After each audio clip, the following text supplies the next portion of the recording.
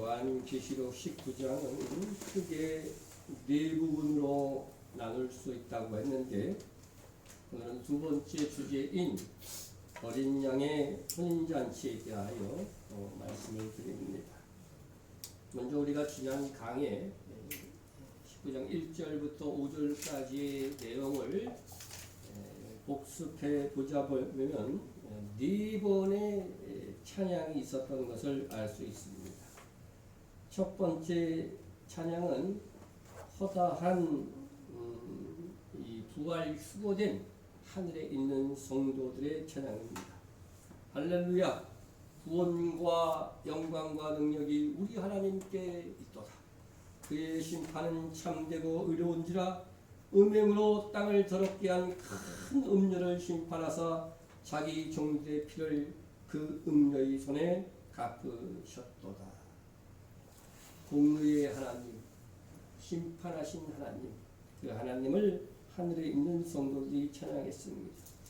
두 번째 찬양은 동일한 하늘에 있는 성도들의 찬양으로서 할렐루야였습니다. 할렐루야. 하나님을 찬양하라, 여호와를 찬양하라 하면서 찬양을 처음과 끝을 그렇게 맺고 있습니다. 이때에 하늘의 성도들이 할렐루야 하였을 이때에 큰 음녀의 도시 큰 성 바벨론은 불타고 그 불탄 연기가 하늘로 올라갔다고 기록하고 있습니다. 세 번째 찬양은 24장로와 4생물 천사들 중에 좀 상위 클래스에 있는 천사들이죠. 이들이 이 성도들의 찬양을 받아서 아멘 할렐루야로 경배하였습니다. 네 번째 찬양은 보좌에서 나온 음성으로 모든 천사들의 음성이라고 볼 수 있는데, 하나님의 종들 곧 그를 경외하는 너희들아, 작은 자나 큰 자나 다 우리 하나님께 찬양하라 였습니다. 여기서 하늘에 있는 허다한 무리들의 정체가 확실히 드러나는데, 하늘에서 이 처음 찬양을 시작했던 성도들은 하나님의 종들이었고 하나님을 경외하는 자들이었던 것입니다.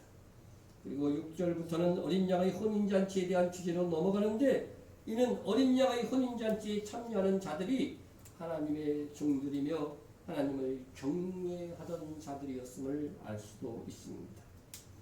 우리는 하나님의 자녀로서 취소될 수 없는 구원의 확정을 입은 자들입니다. 그러나 사명의 차원에서는 우리는 하나님의 종이어야 합니다. 하나님의 종된 자들은 그 공적을 따라 작은 자이거나 큰 자이거나 결정되겠지만 모두 어린 양의 혼인잔치에 참여하게 될 것을 우리는 이 찬양 속에서 알 수 있습니다.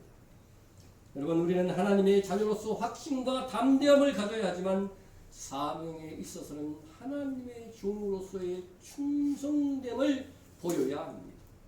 이 하나님의 종으로서의 사명을 얼마나 충성스럽게 감당하느냐에 따라서 우리는 그 나라에서 작은 자가 될지 큰 자가 될지가 결정되기 때문입니다. 우리 보면 이제 6절을 봅니다. 또 내가 들으니 크단 무리의 음성과도 같고 많은 물소리와도 같고 큰 우레소리와도 같은 소리도 이르되 할렐루야, 주 우리 하나님 곧 전능하신 이가 통치하시도다. 하늘의 성도들의 같은 찬양이지만 또 내가 들으니 하면서 구분한 것은 앞에 큰 성 바벨론의 심판에 대한 네 번의 찬양을 기록하고 이제부터는 어린 양의 혼인잔치를 내다보면서 부르는 찬양이기 때문입니다. 이 하늘의 성도들의 찬양은 많은 물소리와도 같고 큰 우레소리와도 같은 것은 그들이 얼마나 열광적으로 이 찬양을 부르고 있는가를 알게 해줍니다. 운동 경기를 보고자 경기장 스타디움에 만원의 간증으로 가득 찼을 때에 들리는 한번 음성을 보세요. 정말로 많은 물소리와 같지 않습니까? 네? 그러다가 골이 결정적이게 탁 터져오세요. 그럼 어때요? 열광하는 군중 소리가 정말 우레소리처럼 들립니다. 네? 그래서 전드립니다. 그렇게 하늘에 있는 허다한 성도들이 열광적이라 할 만큼 흥분된 음성으로 외친 소리는 무엇이었을까? 할렐루야, 주 우리 하나님 전능하신 이가 통치하시리로다.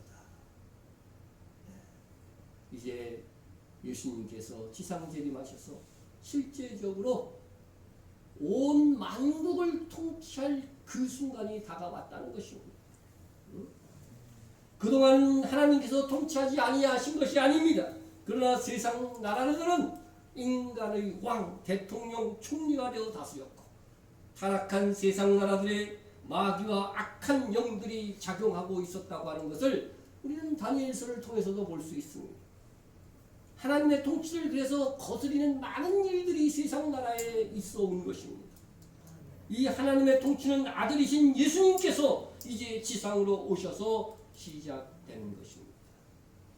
주님이 직접 저 예루살렘 시온산에서 통치하는 그 나라가 바로 천년 왕국입니다.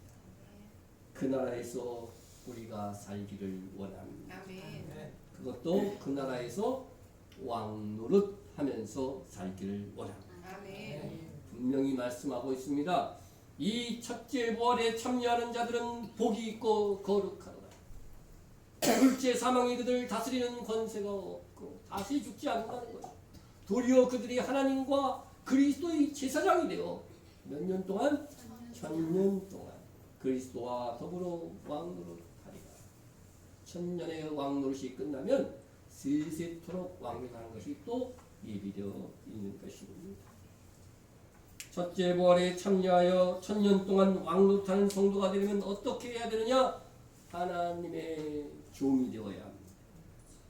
주님이 이 땅에 처음 오실 때는 이사야는 여호와의 종, 고난의 종으로 묘사하였습니다. 정말로 주님은 이 땅에 오셔서 섬기는 종으로 사셨습니다. 만민을 섬기기 위하여 자기 십자가를 지고 이 땅에서 보혈을 흘려 주셨습니다. 그러나 다시 오실 때는 영광의 왕으로 오실 것입니다.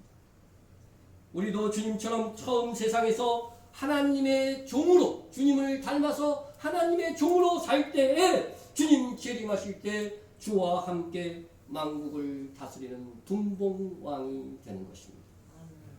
그러니 이 천년 왕국의 왕으로 참여할 하늘의 성도들은 이제 기쁘고 즐거울 수밖에 없어요. 그래서 그들은 이렇게 노래합니다. 우리가 즐거워하고 크게 기뻐하며 그에게 영광을 돌리세. 찬양하는 하늘의 성도들이 스스로 우리가 즐거워하고 크게 기뻐함으로 그에게가 누구예요? 우리 주님께 영광을 돌리고자 합니다.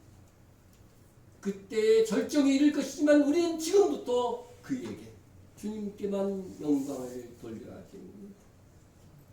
주님께 영광을 돌리되 하나님의 종된 성도들은 어떻게 해요? 즐거워하고 크게 기뻐함으로 드려야 합니다. 우리가 주님께 찬양과 경배를 드릴 때 크게 즐거워하고 기뻐하면서 찬양하고 있습니다. 우거지상으로 찬양한다면 주님께서 영광은커녕 일단 인상 좀 편하실 것입니다. 즐거운 마음, 크게 기뻐하는 표정과 몸짓으로 우리 주님께 찬양합시다. 아멘. 이렇게 즐거워하며 크게 기뻐하는 찬양으로 주님께 영광을 돌릴 수 있는 사람들은 누구일까? 물론 하나님의 종들이겠지만 예수님께서는 진정 이러이러한 자들이 즐겁고 크게 기뻐할 것이라고 말씀해 주셨습니다. 나로 말미암아 너희를 욕하고 박해하고 거짓으로 너희를 거스려 모든 악한 말을 할 때에는 너희에게 복이 있나. 예수 믿는 것 때문에 욕 들어먹은 적 있으십니까? 몇 명 없는 것 같아요. 그런 사람들이 뭐라고요? 복이 있다. 복이. 어떻게 하라고요? 크게 기뻐하고 즐거워. 하늘에서 너희 상이 큽니다. 여기서 기뻐하고 즐거워하라고 하는 것은요, 원문으로 보면 오늘 본문에 있는 즐거워하고 크게 기뻐하라고 똑같은 문장이에요. 똑같은 문장. 누가 즐거워하며 크게 기뻐하면서 주께 영광을 돌릴 수 있습니까? 그것은 예수 믿는 것 때문에 박해를 이겨낸 성도입니다. 나는 박해가 없는데요. 나는 복되지 않은가 봐요. 그건 스스로 박해 속으로 들어갔어요. 네? 박해받는 성도들과 함께 한다면, 그죠? 우리가 매일 그 기도하잖아요. 주일마다. 박해받는 성도. 우리가 숟가락 얹으려고 그러는 거거든요. 네? 그리고 주를 위해서 자원하여 십자가의 길을 간 성도들 다 포함될 것입니다. 우리가 주를 위해 박해나 조롱받는 것이 있다면, 우리가 주를 위해 손해보고 헌신한 것이 있다면 그것으로 이미 주님께 영광을 돌린 것입니다. 그런 자들에게 하늘에서 상이 클 것이라고 약속해 주시고 있습니다. 그런 자들에게 주어질 큰 상의 하나가 바로 어린 양의 혼인잔치에 참여하게 되는 것입니다. 우리가 즐거워하고 크게 기뻐하며 그에게 영광을 돌리세. 그 다음에 원문에는 왜냐하면, 왜 즐거워하느냐, 왜 크게 기뻐하느냐, 왜냐하면 어린 양의 혼인계약이 이르렀고, 어린 양의 혼인계약이라는 말은요, 결혼식이라는 결혼식. 어린 양과의 결혼식이 이제 왔다는 거예요. 곧 이루어질 거라고 하는 거예요. 그러니까 휴거될 때 어린 양의 혼인잔치라고 생각하는데 그렇지 않습니다. 오늘 본문을 보니까 이제, 그죠? 주님이 지상 재림할 때 어린 양의 혼인계약이 이르렀고, 이렇게 성도들이 노래하고 있는 것입니다. 하늘에 있는 성도들이 뭐라고 했어요? 우리가 하고 있죠. 우리가. 이 찬양을 하는 사람들이 누구라는 거예요? 어린 양의 혼인식에 참여할 신부라는 거죠. 우리가. 그러니 신랑 되신 어린 양 예수님과 혼인하게 되었으니 즐거워하고 크게 기뻐해야 하는 것입니다. 여러분, 결혼식 날 즐겁지 않는, 기쁘지 않은 신부를 본 적이 있습니까? 이 세상에는 하도 변수가 많아가지고서 갑돌이와 갑술이처럼 그날에 기쁘지 않을 수도 있겠지만, 정말 간혹 그런 일이 있을 수 있지만, 그날에는 더할 수 없는 완전하신 신랑이신 예수님과의 결혼식인데 신부인 성도들이 어찌 크게 기뻐하고 즐거워하지 않을 수 있단 말입니까? 사실 주일은요, 그날의 결혼식의 맛복입니다. 맛복. 우리는 이날에 기뻐하고 즐거워해야 하며 주님을 경배하며 찬양해야 됩니다. 주일에 드리는 우리의 예배는 그런 의미에서 어린 양의 혼인잔치의 리허설과 같습니다. 그런데 혼인식 리허설에서 그때 즐거운 얼굴이 아니야. 딴 생각하고 있어. 심지어 결혼식 날 신부가 졸고 있어. 많죠? 저는 아직 결혼식 날 신부가 딴 생각하고 있는지는 보이지 않으니까 모르는데, 조는 신부는 본 적이 없습니다. 물론 포장하자면 너무 좋아서 너무 편안해서 안식하는 것이다 생각할 수는 있습니다. 하지만 우리가 즐거워하고 기뻐함으로 축제의 예배로 주님 앞에 나올 때에 신랑 되신 우리 주님이 더 기뻐하실 것입니다. 우리가 그날에 더욱 즐거워하고 기뻐하기 위해서 지금 살고 있는 오늘 이 날이 중요합니다. 이미 난 나이가 들었는데, 나는 늙었는데, 나는 너무 늦게 믿었는데 결코 낙심하지 마십시오. 주님께서 포도원에서 일하는 일꾼에 대한 비유를 잘 말씀하시는, 아침에 온 사람, 조금 있다 온 사람, 점심에 온 사람, 심지어 오후 늦게 온 사람까지도 주님께서 똑같은 보상을 해주시면서 교훈하신 말씀이 뭐냐면, 먼저 된 자로서 나중 된 자로서 먼저 될 자가 많은 자. 조금 있을 거다 그런 게 아니에요. 그죠? 많다는 것입니다. 나중에 믿는 성도들에게 격려가 되는 말씀입니다. 동시에 먼저 믿은 성도들이 자만하지 말고 경성하라는 것입니다. 그러므로 이미 늦었다 마시고 내가 주 안에서 할 수 있는 일들을 찾아 충성하세요. 가장 중요한 것은 기도하는 일입니다. 여러분 1년이라고 하는 이 시간에도요. 우리는 많은 일들을 할 수 있어요. 정말 깨어서 1년을 지내면요. 다른 성도들이 10년 동안 하는 기도도 1년에 다 할 수 있어요. 2020년 이 해가 여러분 정말 놀라웠게 하늘의 상을 쌓아갈 수 있는 한 해가 되시기를 축원합니다. 아멘. 정말 우리 교회도 지금까지 해온 일보다 이 한 해 더 많은 일들을 할 수 있기를 기도합니다. 아멘. 어린 양의 혼인식 날짜가 되어서 가장 기뻐하는 자들은 뭐니 해도 어린 양의 신부이어야 합니다. 어린 양의 혼인 기약이 이르렀고 그의 아내가 자신을 준비하였으므로 어린 양의 아내가 뭐요? 준비되었다는 겁니다. 신부 단장도 안 하고 결혼식에 참여하는 여자 봤어요? 한 명도 본 적이 없어요. 한 명도. 네? 어린 양의 신부가 자신을 준비하였다. 자신을 스스로 준비하였다는 거예요. 이건 스스로 준비하였다. 네? 자, 어린 양의 혼인잔치는 이미 준비된 교회와 성도들이 신부가 되어서 신랑 되신 예수님과 결합하는 잔치입니다. 그래서 지상에서 함께 결합해서 천년왕국을 사는 거예요. 네? 이때가 되어서 우리가 어린 양의 아내로 준비될 수는 없습니다. 미리 준비되어져야 하는데 바로 지금 살아있을 이때인 것입니다. 계시록의 이 성도들에 대해서 아내라고 하는 말은요, 여자라고 하는 말로도 쓰여요. 여자로도 쓰이고 번역에 따라 아내. 음료도요, 요 아내라고 하는 요 여자라고 하는 이 단어 똑같이 썼어요. 계시록 17장 18장에 있는 음료도 여자입니다. 아내라고도 번역할 수 있습니다.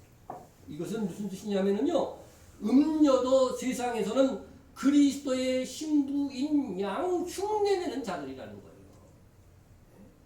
말로는 형식으로는 그리스도의 아내인 것처럼 하지만 그들은 결코 주님 다시 오실 때 그리스도의 신부가 될 수가 없습니다. 그들은 가짜 신부요, 가짜 믿음을 가진 자들이기 때문에 그렇습니다. 심지어 그들은 마태복음 7장을 보면 심판날에조차 자기들이 그리스도의 신부가 될 줄로 착각한 자들이에요.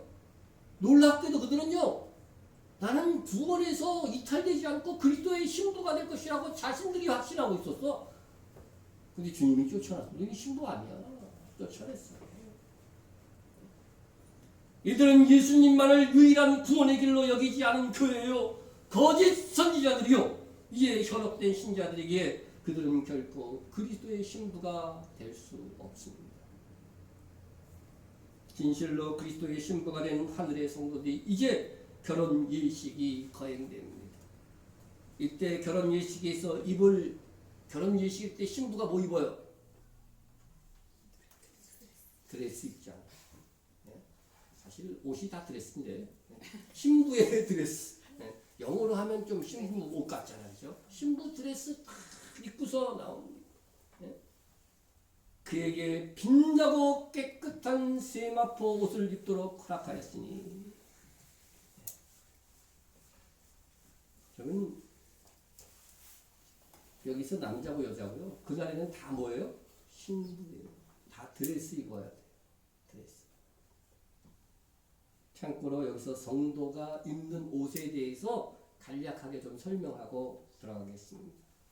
성도가 예수님을 믿고 있는 성도는 살아서 하마티온이라고 하는 옷을 입습니다. 하마티온. 그냥 우리 번역에는 흰옷이라고 되어 있는데 뮤코스 하마티온이야. 뮤코스가 희다 혹은 빛나다 이 뜻도 같이 있습니다. 빛나는 흰 하마티온, 흰옷. 살아있는 성도들이 영적으로 입고 있는 옷이에요. 이 옷 더럽히면은 씻어야지, 그죠? 목욕한 자도 발은 씻어야 된다고 주님이 말씀하신 것처럼 그렇습니다. 뮤코스 하마티온. 그 다음에 또 우리 번역에는 똑같은 이제 하마티온이라는 걸 제가 좀 찾아보니까 그리스에서 여러 옷들을 이야기한다고 말합니다. 부끄러움 수치를 가린 거죠. 그죠? 라오디아 교회의 성도들에게 뭐라고 그랬어요? 네? 옷을 입어가지고서 부끄러움을, 그죠? 수치를 감추라고 그랬죠. 네. 자, 흰 옷으로도 번역됐고 흰 두루마기로도 번역된 뮤코스 스톨레라는 게 있어요. 이것은 이미 죽은 성도들이 영원한 몸, 부활체를 입기 전까지 성도들이 입는 옷이에요. 그때는 육체가 없기 때문에 이게 영적인 옷이라고 볼 수 있어요. 그래서 계시록에도 보면은 이 순교자들이 6장 11절이나 또 7장 9절에서부터 이렇게 쭉 11절에 보면 거기서도 셀 수 없는 수많은 성도들이 보좌 앞으로 나오게 되는데 그때 다 바로 뮤코스 스톨게라고 하는 옷을 입고 있습니다. 그래서 흰옷, 흰 두루마리도 우리에게 번역됐지만 원어 기준으로는 뮤코스 스톨레입니다. 이런 옷을 입고 있습니다. 그러면은 이제 마지막 예수님께서 지상 재림할 때의 성도들이 입을 신부의 진짜 드레스는 뭐냐 하면은 빛나고 깨끗한 세마포입니다. 빛나고 깨끗한 세마포. 그리고 화면에 있듯이 그리고 희고 깨끗한 세마포라고 했습니다. 그래서 이것은 우리가 사실 세마포라고 번역했는데 우리 성경이 번역할 당시에 세마포밖에 없어서 그런 거예요. 사실은 아마포입니다. 아마포. 실제적으로는 번역대로 하면 아마포인데 제가 아마포를 찾아보니까 이런 드레스입니다. 흰 드레스를 입고서 우리 주님과의 지상 결혼식을 하고 천년 왕국이 바로 신방이나 마찬가지. 신방을 우리가 누리게 될 것입니다. 자, 그것은 이제 아시고 이 옷을 입고 성도들이 주와 함께 재림하는 모습이 계시록 19장에 나옵니다. 그에게 빛나고 깨끗한 세마포 옷을 입도록 허락하였습니다. 스스로 자기를 단장한 신부에게 어린 양 대신 그리스도께서 빛나고 깨끗한 세마포 옷을 입도록 허락합니다. 이는 신부에게 옷을 입게 할 수 있는 신부의 자격이 되는 그 드레스를 입게 할 수 있는 그 권한은 누구에게만 있다는 거예요? 신랑 대신 예수님께만 있다는 거예요. 네? 그래서 이 신부의 이 옷, 이것은 비시노스라고 본문에서는 그러는데 원어로 보면 비시노스, 이것은 주님이 주시는 은혜의 옷입니다. 주님이 주시는 것이기 때문에. 네? 그러면 이 세마포 옷이 의미하는 바가 무엇일까? 봅시다. 그에게 빛나고 깨끗한 세마포 옷을 입도록 허락하였으니 이 세마포 옷은 성도들의 옳은 행실이로다 하더라. 옳은 행실은 하나의 단어예요. 원어에서는 따로 있는 게 아니에요. 옳은 따로 있고 행실 따로 있는 게 하나의 단어인데 디카이오마입니다. 디카이오마. 우리는 수준이 높아서 원어로도 많이 공부를 해요, 그죠? 기억은 못하지만 의미만 알아들으면 됩니다. 자, 그런데 이 디카이오마는 단어의 뜻이 뭐냐면요, 의외죠. 법령, 포고, 예법, 규례라고 하는 뜻이에요. 희한하죠? 이게 무슨 의라고 하는 거예요? 재판에서 너는 옳다고 판정하는 의를 말하는 거예요. 그냥 우리끼리 서로 너 착해, 너 의로워 이렇게 하는 게 아니고 재판에서 의롭다고 판정하는 그것을 의미하는 것이라고 하는 것입니다. 그래서 성경에서는 예수님으로 인해 우리가 받는 법정적인 의, 칭의를 뜻하는 단어입니다. 실제로 이 단어가 어디에 쓰여졌는가 한번 봅시다. 하나님의 은혜와 또한 한 사람 예수 그리스도의 은혜로 말미암은 선물은 많은 사람에게 넘쳤느니라. 예수님께서 우리에게 주신 가장 큰 선물이 뭔지 보세요. 네? 이 선물은 많은 범죄로 말미암아 의롭다 하심의 이름입니다.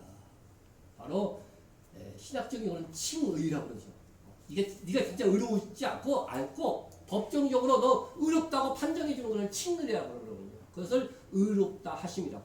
의롭다 하심. 이게 바로 디카이오마입니다. 법정에서 하늘 법정에서 하나님께서 내가 의인이냐 죄인이냐, 죄인은 어디 가요? 지옥 가. 의인은 누구예요? 그리스도의 신부가 되어서 천국 가는 사람이잖아요. 이렇게 법정적으로 재판해 주실 때 우리는 분명히 죄인이에요. 그러나 하늘 법정에서는 왜요? 우리가 왜 의인으로 인정됩니까? 예수 그리스도의 보혈의 피가 우리의 죄값을 다 했기 때문에 그것을 믿는 자들에게는 실제로는 의인이 아니지만 의롭다고 인정해 주는 거죠. 그게 바로 친의입니다. 이 단어가 바로 그 단어라고 하는 것입니다. 그래서 이 성도들의 옳은 행실이라고 한다면 성도들이 충성하고 정결하게 한 행위라고 생각하기 쉬운데, 그런데 이는 믿는 성도들에게 은혜로 주어지는 의라고 하는 거예요. 이 의는 그래서 킹 제임스 흔정역 번역에서는요, 성도들의 옳은 행실을 그래서 성도들의 의 이렇게 번역을 했는데, 저는 이게 가장 정확한 번역이라고 생각을 합니다. 이는 성도들의 의는 주님께서 십자가에서 우리를 위하여 이루신 의의 결과로 주어진 것입니다. 그리스도의 한 의로운 행위. 그리스도께서 한 의로운 행위가 뭐예요? 우리 죄를 대신해서 죽으신 거죠. 그거를 뭐라고 불렀어요? 디카이오마. 오늘의 옳은 행실이라고 표현한 그 단어예요. 로 말미암아 많은 사람이 의롭다 하심을 받아 생명에 이르는. 성도들의 옳은 행실은 예수님께서 십자가를 지심으로 온 의라고 하는 것입니다. 그래서 이는 성도들의 옳은 행실이라고 하는 것보다 성도들의 의라고 하는 것이 훨씬 더 좋은 번역이라고 하는 것입니다. 신부의 옷, 신부 드레스를 입지 않고는 결혼식에 참여할 수 없습니다. 어린 양의 혼인잔치에 들어가는 성도의 자격을 뜻하는 이 혼인 드레스가 의미하는 바는 성도들의 의이지만, 이 성도들의 의는 성도들이 행한 착한 행실이 아니고 예수 그리스도를 믿는 믿음에서 나온 의라고 하는 것입니다. 물론 신부 단장을 한 이기는 자들에게 해당하는 이 부활 수거된 성도들이라 할지라도 그들이 어린 양의 혼인잔치에 들어가는 이 자격은요, 하나님의 은혜에 의한 그리스도의 십자가에서 죽으심으로 인한 그 하늘 법정에서 말하는 법정진 의를 인정받고 들어가는 자들이라고 하는 것을 여러분 꼭 기억해야 돼요. 우리가 아무리 성숙하게 살았고 또 주를 위해 충성했더라도 어린 양의 혼인잔치에 들어갈 수 있는 이 자격은 예수의 공로로만 가능한 일이며, 우리가 그를 믿는 행위로 주어지는 은혜의 옷이라고 하는 것입니다. 그러므로 가장 중요하고 기본이 되는 일은요, 예수 그리스도를 믿는 것입니다. 아무리 많은 도덕적으로 살고 거룩하게 살았어도요, 예수 그리스도를 안 믿으면 이 옷을 입을 수가 없어요.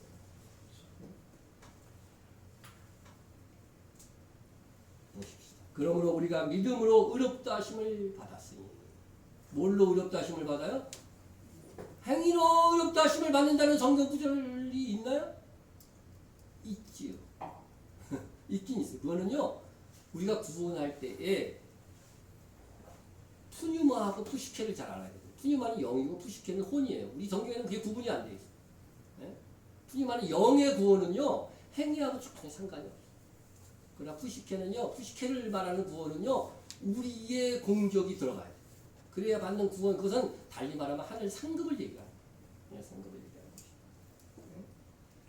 자, 그래서 우리는 이 영적인 이 구원은요, 반드시 믿음으로 의롭다함을 받는 거예요. 여러분, 의롭다함을 받는 게 왜 중요한지 아세요? 하나님의 나라는 의롭지 않은 사람은 들어갈 수가 없어요. 죄인은 들어갈 수가 없어요. 죄 한 번 져도 에덴 동산에 쫓아내시는 하나님이에요. 네? 그러니까 반드시 의인으로 판정이 된 자만 들어가는데, 하늘 법정에서 의롭다고 판정을 받는 사람들은 어떤 사람이다? 믿음을 가진 사람들이에요. 믿음으로 의롭게 되는 거지 행위가 아니에요. 이 말씀을 기억해요.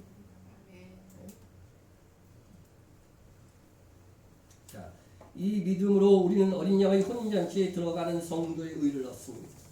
이는 예수님께서 어린 양의 혼인잔치를 비유로 말씀하신 것을 통해서도 잘 나타나 있는데, 예수님께서 이 땅에 계실 때 천국을 뭐로 비유했어요? 잔치로 비유하시면서 그때 말씀하신 것이 있어요. 예수께서 비유로 대답하여 이르시되, 천국은 마치 자기 아들을 위하여 혼인잔치를 베푼 어떤 임금과 같으니. 이 임금이 누구겠어요? 하나님이시고, 이 임금의 아들은 누구겠어요? 당연히 예수입니다. 그러니까 어린 양의 혼인잔치인 거죠. 여기 누가 들어올 수 있느냐? 누가 들어올 수 있느냐? 임금의 아들의 혼인잔치에 이제 임금이 종들을 보내어서 사람들을 초대합니다. 그런데 사람들이 이리저리 핑계를 댑니다. 그러자 임금은 종들에게 명령합니다.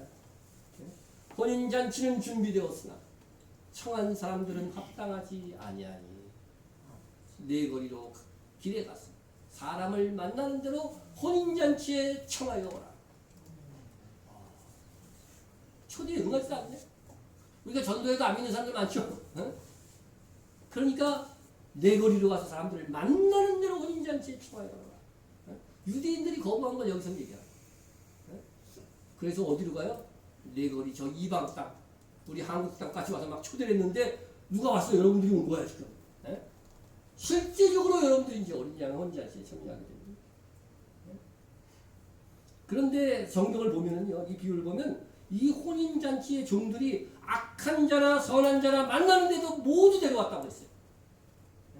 그러니까 임금이 아들이 혼인잔치에 선한 자뿐만 아니라 악한 자들도 막 온 거예요. 그러면 임금이 혼인잔치에서 악한 자들은 골라낼 것 같은데 아닙니다. 어떤 사람을 쫓아냈을까요?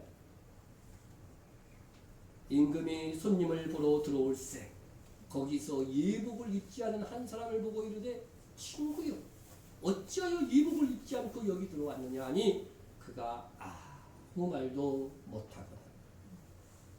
임금은 예복을 입지 않고 아들이 혼인잔치에 들어온 이 사람을 어떻게 돼요? 쫓아냈어.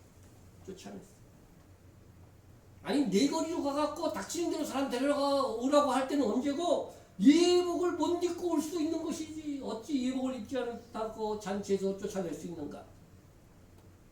쫓겨나는 이 사람은 이거 너무한 거 아닙니까? 이렇게 항의할 수도 있어요. 그런데 이 사람은요, 이 말을 들은 임금에게 이 말을 들은 사람은 어때요?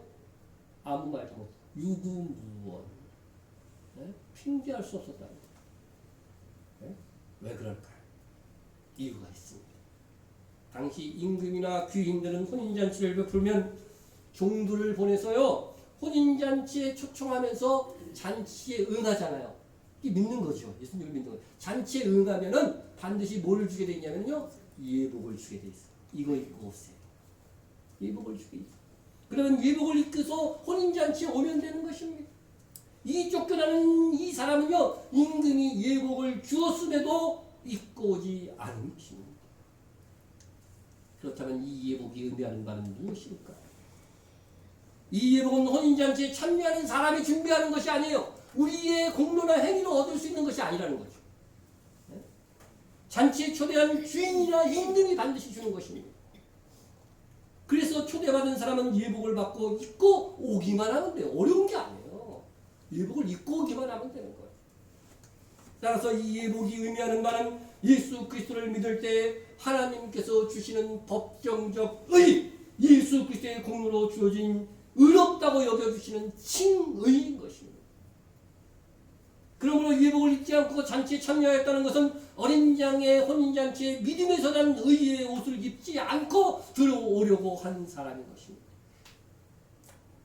예수 그리스도를 믿음에서 난 의가 아닌 자기의 의나 자기가 옳다 생각하는 방식으로 들어오려고 한 자는 어린 양의 혼인잔치에 절대로 들어올 수 없음을 말씀하고 있는 것입니다. 착하게 살면 다 천국에 갈 수 있다고 하는 이 천주교의 교리로는요, 결코 구원에 이를 수 없습니다. 오직 예수님께서 인간의 선한 행위로는 구원받을 수 없음을 아시고 우리 죄를 위해 십자가에서 대속하여 주셨음을 믿는 그 믿음에서 나오는 의, 그 의로만 우리는 천국에 들어가며 어린 양의 혼인잔치에 들어갈 자격을 얻게 되는 것입니다.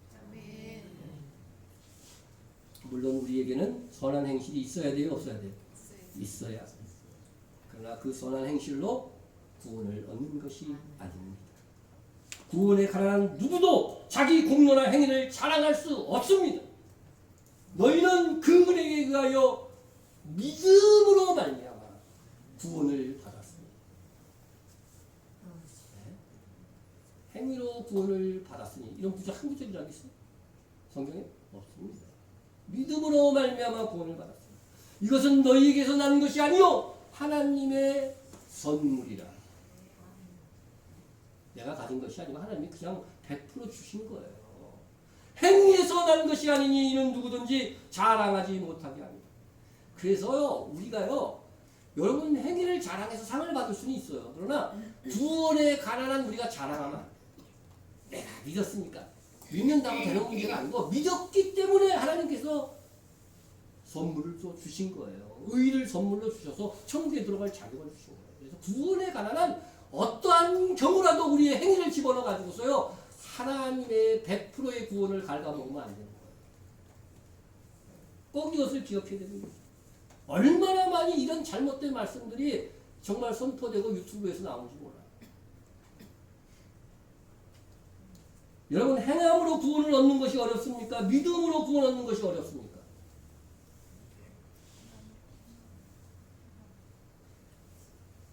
믿기만 하면 돼. 그리고 행위를 다 해갖고 구원을 얻어야 돼. 성경에 나타난 율법 다 행해서 구원받아야 돼. 어느 게 어려워?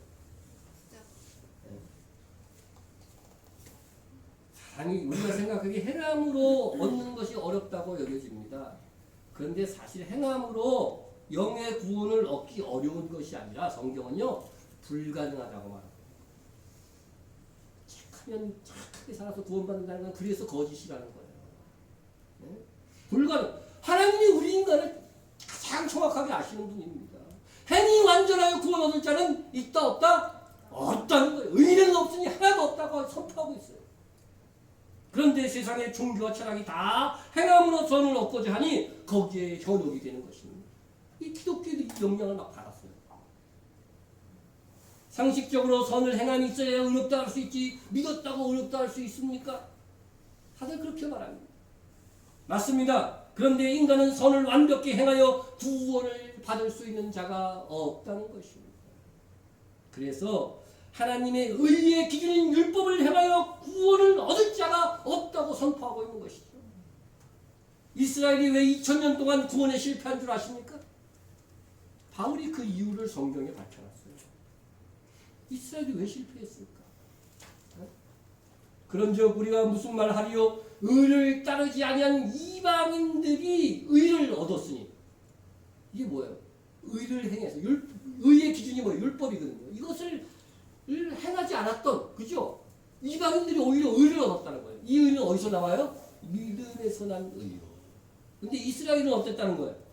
의의 법을 따라간, 다시 말해서 의를 행하여서 구원을 얻으려고 했던 의의 법을 따라간 이스라엘은 율법에 이르지 못하였어요. 율법을 다 행할 수가 없으니까 이 율법을 성취하지 못했다는 거예요. 네? 어찌 그러하냐? 어찌 그러하냐? 이게 바로 이스라엘이 구원에 실패한 지금까지 2000년 동안 대부분 실패한 이유라고 하는 겁니다. 어찌 그러하냐? 이는 그들이 믿음을 의지하지 않고 행위를 의지합니다. 부딪힐 돌에 부딪혔느니라. 여러분, 이스라엘은 행위로 구원을 얻는 이 불가능한 방법으로 구원을 얻고자 했기 때문에 실패한 것이고 그게 바로 돌에 부딪혀서 걸러 넘어졌다는 거예요. 이건 교리가 그래서 중요한 겁니다. 불가능한 것, 착하게 살고 선하게 살아서 구원을 얻을 수 있어. 이거 그냥 듣기에는 어떻게 돼요? 굉장히 좋은 말 같잖아요. 그런데 인간은 그런 인간이 없다는 거예요. 그렇게 해서 구원 얻을 인간이 없다는 것입니다. 오직 행위가 아닌 믿음에서 난 의만이 우리를 어린 양 혼인잔치에 들어갈 의를 얻게 하는 것입니다. 사람이 의롭게 되는 것은, 여러분 성경에서 의롭게 되는 것을 왜 이렇게 자꾸 강조하냐면요, 천국에 들어가는 자는 뭐예요? 들어가는 자는 반드시 의로워야 되기 때문에 그래요. 사람이 의롭게 되는 것은 율법의 행위로 말미암이 아니요. 오직 예수 그리스도를 믿음으로 말미암는 줄 알므로. 예수 그리스도를 믿는 방법밖에 없다는 거죠. 우리도 그리스도 예수를 믿나니.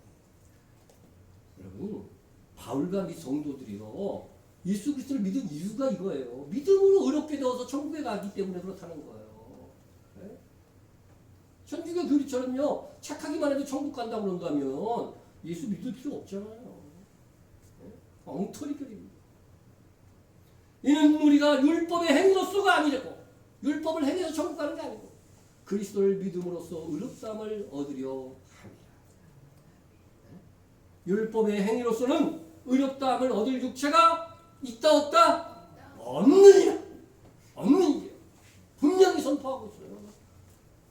행함으로 구원을 얻고자 하는 자들은요, 이 말씀을 어기는 거예요. 이 말씀이 틀렸다고 말하는 자들이나 마찬가지예요. 믿음으로 말미암는 의를 주셔서 구원을 얻게 하시고자 예수님께서 십자가에서 죽으신 것입니다.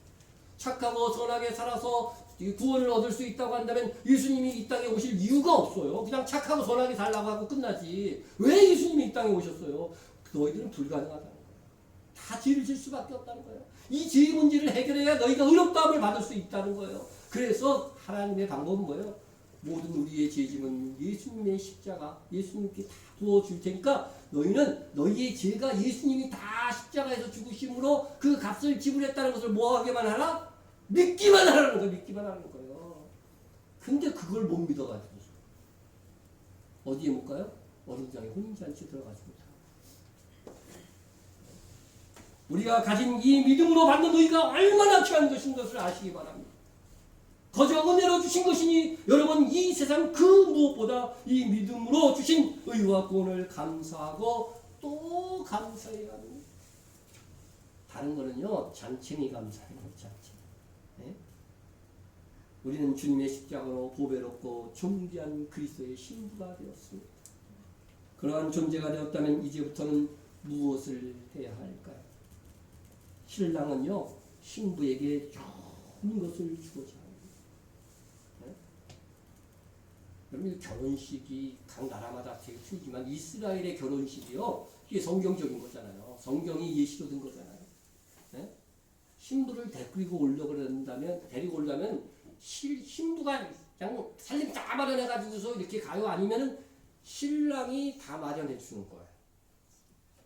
네? 신랑이 다 마련해 주는 거예요. 그게 성경적이에요, 사실은. 우리는 안 그렇지만 신부들이 살림 다 준비해서 가지고죠. 네?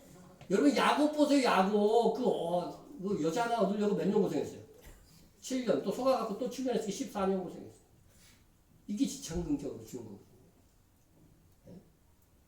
남자 여러분, 내 신부값을 얼마를 주려고 해요? 엄청 줘야 돼요. 귀하게 여기고. 네? 네. 자, 그런데 예수님은 뭘 주셨어요? 자기 몸을 주신 겁니다. 그래서 피로 사셨다고 하는 표현이 그래서 성경에 나와요. 이게 단어로 얘기하면 구속이라고 하는 거예요. 피로 값을 지불해요. 그리고 그렇게 구원한 이 그리스도의 신부, 산 신부들에게도 또 뭐를 주려고 그래요? 아름답고 좋은 것을 주려고 그래요. 그런데 이 신부들에게는 이때부터는 뭐예요? 행위를 통해서 주는 거예요. 자기를 잘 단장한 신부들에게는 더 좋은 영광을 주는 겁니다. 단순히 참여할 자격만 주는 것이 아니라 더 큰 영광, 왕으로 타는 영광까지 내다 주는 것이지요. 네. 자, 그런 의미에서 우리가 작은 교회를 섬기는 것은 기회입니다. 어떤 집사님이 전에 교회에서는 정말 일할 길을 얻지 못했는데 여기 와서는 이것도 하고 저것도 할 수 있어서 좋았다고 합니다. 우리는 하려고만 하면 뭐든지 할 수 있어요. 하나님께서 일할 기회가 없는 곳에서 일할 사람이 별로 없는 그 곳에서요 작게라도 힘이 되는 것을 기뻐하시고 하나님은 무슨 하나님? 과부와 고아의 하나님. 관심이 거기 있어요. 하나님. 하늘의 시인이라고 불리는 송명희 시인이 이 시인은 날 때부터 중증 뇌성마비 환자였습니다. 그녀가 1985년부터 10여 년 동안 집회 활동을 하면서 목 디스크를 앓게 되었어요. 그럴만도 해요. 저도 간증하는 거 봤는데 한마디 하려면 이렇게 해서 이렇게 막 움직이니까 목이 아픈 거지. 간증을 하도 많이 하다 보니까 이게 목 디스크가 보여. 몸은 더욱 약해지고 고통스러웠지만 약속된 집회를 취소할 수가 없어서 계속 집회를 다녔습니다. 어느 초가을 오른쪽 다리는 돌처럼 쇠붙이에 붙여놓은 것처럼 움직여지지 않았고 양쪽 발목과 손은 감전 상태가 계속되는 그러한 형편에서 약속된 교회 집회를 나갔습니다. 몸을 추스려 1시간 정도 달려가 작은 식당에서 설렁탕을 시켰는데 반도 못 먹었다고 합니다. 그 교회는 호름한 건물 지하에 있었습니다. 별 하나 보이지 않는 캄캄한 하늘에 그 구석방 교회의 빨간 네온 십자가가 외로이 빛을 비추고 있는데 스산한 바람에 낙엽이 굴리고 있었습니다. 그 가운데 장애를 갖고 태어난 것에 더해서 몸은 쇠약해져 있는 자신의 처지가 너무나도 가련하고 서글퍼서 목이 내려왔다는 것입니다. 그래도 그녀는 그래 가자. 내가 이런 데 안 오면 누가 오나. 우리는 교회가 작아서 이렇게 뭐 좀 유명한 사람 초청 안 하잖아요. 네? 줄 돈이 없으니까. 그죠? 초청을 안 하는데 큰 교회만 대부분 초청을 하거든요. 근데 이 교회는 참 용감하게 지하에 있는 조그만 교회가 쇼빙을 한 거야. 네? 어쨌든 그래서 겸손하고 낮아진 마음으로 송시인은 서름을 삭히며 교회 안으로 들어가려 했습니다. 들어가는데 갑자기 음성이 들린 것. 주의 음성이었습니다. 와줘서 고맙다. 와줘서 고맙다.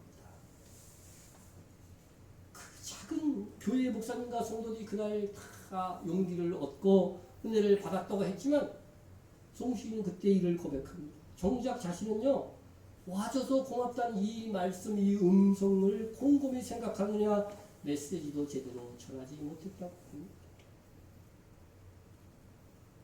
볼품없는 작은 교회를 섬기는 것도 주님께서 고맙다 하실 만큼 위대한 일입니다. 내가 진실로 너희에게 이르는 내가 여기 내 형제 중에 지극히 작은 자, 믿는 사람들에게 해야 돼요.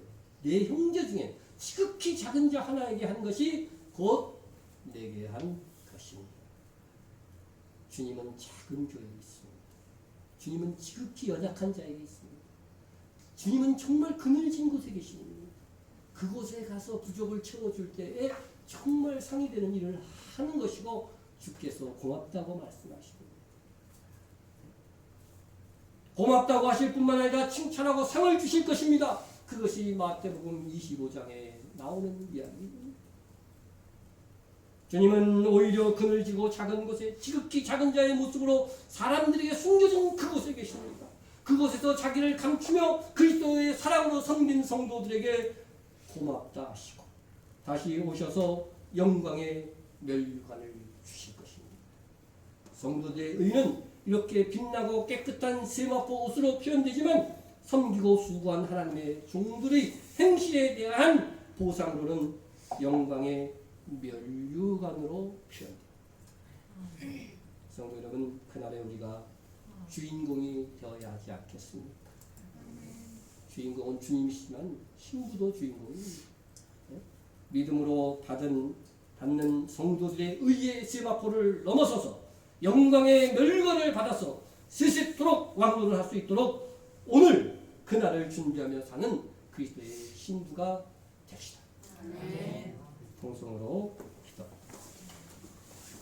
어린 양의 혼인잔치에 참여하는 하늘의 성도가 되게 하옵소서.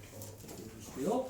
우리가 믿음에서 난 의를 받았으니 이제 하늘의 상을 얻도록 하나님의 종으로 살겠습니다. 각오를 가지시고 성원하세요. 이스라엘의 복과 선교사역을 위하여서 또 막해 받는 성도들을 위해서 기도해 주시고 나라를 위해서 기도해 주시고요. 한국교회를 위해서도 기도해 주시고 교회와 목회자와 성도간의 중보도 하시기 바랍니다. 통성으로 기도합니다. 사랑하는 하나님, 감사합니다. 아버지 하나님, 우리의 가장 빛나는 날, 우리가 가장 행복한 그날, 어린 양의 혼인잔치가 있고 결혼식이 있는 그 시간이 되었습니다. 그때 참여할 수 있는 하늘의 성도가 되게 하여 주옵소서. 아버지, 우리가 믿음에서 난 의를 받았습니다. 아버지 하며 거듭하고 가진 하나님의 선물 이 은혜를 감사하면서 이제는 하늘의 상을 얻도록 하나님의 중으로 살아가게 하옵소서. 이스라엘의 복과 선교사역을 위해서 그 땅에 우리가 지원하고 있는 다섯 교회 아름다운 선교 사역들 길이 잘 성장할 수 있도록 밖에 있는 성도들을 위해서 하나님 함께 아버지 하나님 세계에서 저 박사님과 그리스도를 믿는 믿음에 대한 관계가 있습니다. 그들을 지켜주시고 끝까지 믿음을 삽수하시고 나라를 위해서 기도하시고 이 나라를 사랑하고 아버지와는 법들이 하나님의 아버지의 불로하서 주어서 이제 섬길 수 있는 그런 나라, 평안한 나라, 진정한 사랑이 있는 나라, 진정한 성실한 자가 잘 되는 나라 되었으므로 교회에서 아버지의 우리 교회 이 시대에 정말 귀하게 하는 정밀한 평안한 교회가 되게 이런 되어 있는 교회가 아버지의 아버지의 약간 성실히 모든 다해가고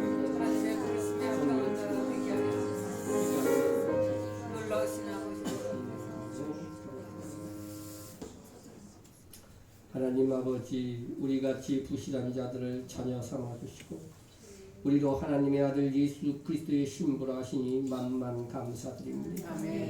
이 은혜를 나는 우리가 다시 오실 우리의 신랑 되신 주님 앞에 더욱 신실하고 정결한 그리스도의 신부가 되기를 원합니다. 우리로 주께서 부탁하신 아름다운 일들을 즐거이 감당하게 하시고 작은 교회에서 자원하여 일하게 하시고 그늘진 곳에 있는 지극히 작은 자를 섬기는 삶으로 그날에 빛나는 그리스도의 신부로 예비되게 하옵소서. 예수님의 이름으로 기도드립니다. 아멘.